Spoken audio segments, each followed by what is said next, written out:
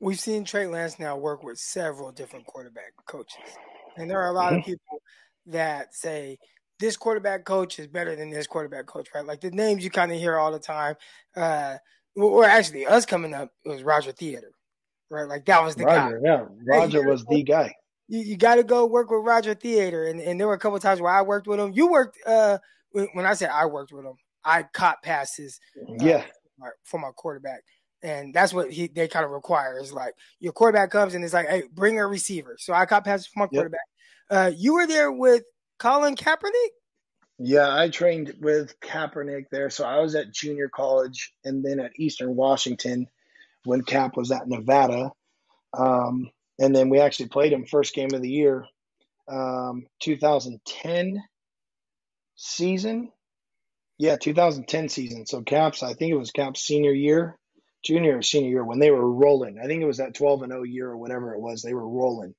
And we played out in Nevada that year. But yeah, I trained with Cap for 2 years on the weekends. And when he would come down from school, watching him throw and do his thing in person. So trained with a bunch of guys. But I think the different quarterback coaches, right? I mean, we've seen again. Yeah, I've been around a bunch of them, and everybody has their own different style. And I think that's kind of what you're looking for is like what makes one guy better than the other, or I think it's all preference, right? There's guys that have relationships. There's guys that have been with certain dudes for a while. Quincy obviously did a ton of stuff with Trey. I think he did a really good job. Quincy and Sean are some of the best in the business. I think that they do a really good job with quarterbacks. And then he went to 3D QB and worked with, Tom House and those guys. And then obviously now he's with Jeff Christianson doing stuff with Pat Mahomes. So I think that you're just what he's doing is taking bits and pieces along the way. Like he took bits and pieces and things that Sean and Quincy taught him. And then he's taking things from 3D QB and now he's getting things from Jeff. And really, we're talking about a lot of the same stuff.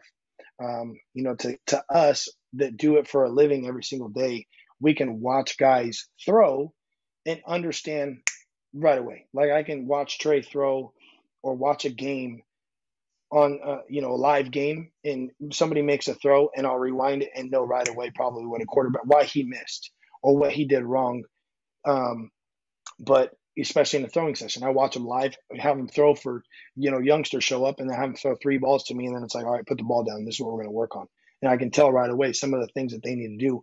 But really it's some of the verbiage, right? Some things might click with Trey and being with Jeff Christianson, the quarterback coach he's working with right now. Some of the verbiage he might be using or some of the tools, some of the drills that he might be using might work a little bit better for him, even though it might be teaching him a lot of similar stuff. It's just little verbiage things, something that might stick with him a little bit more than it did in the past. It's not rocket science at the end of the day to quarterback coaches that do this for a living. But I think it's just the little details that are sticking with Trey right now. And that's why he was able to work on it. Or, part of it could be maybe there's a fire lit underneath Trey's ass now. He realizes, shit, it's go time for me. Like I came into the league. I was the rookie, first round draft pick. I didn't have a ton of pressure. Jimmy was there. The expectations weren't necessarily there right away. So I have some time. I got some time. I'm a decent thrower right now, or I'm a pretty good thrower right now. And then here comes Brock Purdy. Trey gets hurt, or Jimmy comes back, right? Plays well. Brock comes in, plays well. Now Trey's sitting here on the back end like, oh, shit. Like, I got to figure out something because otherwise, if we keep going at this rate, I'm probably not playing again for the 49ers. So, and that's just reality, And so maybe there's this fire that's lit underneath his ass, and now he's taking it a little bit more serious. I don't know. Again, this is just, just obviously talking.